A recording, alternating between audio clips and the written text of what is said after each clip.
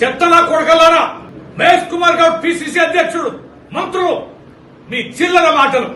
అదే మీ దగ్గర దమ్ముంటే బోషిడికే రాజాచారం. కల్లాల దగ్గర పోదాం.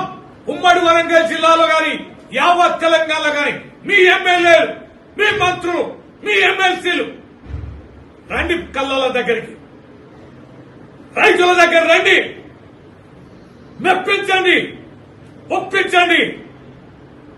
ఇంతగా కొనుగోలు చేస్తాను కదా, బీఆర్ఎస్ పార్టీలు బదనాం చేస్తాను ఏంటని కల్లాల దగ్గర మాట్లాడండి రా.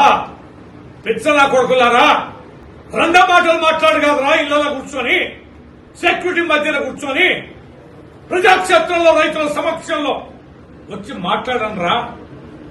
ఎందుకురా మీ కక్కసు? ఏమన్నావురా నిన్న మీటింగ్ లో? మేము ఏం మాట్లాడినాంరా?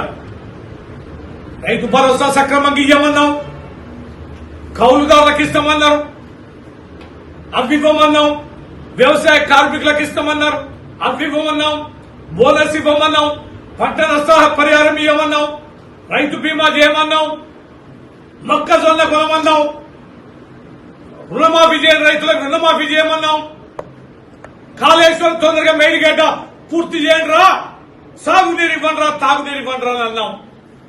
నీరన్నయ్యే కదా, మీ డిక్లరేషన్లో చెప్పినాయే కదా, 100 రోజుల్లో చేస్తామన్నాయి కదా.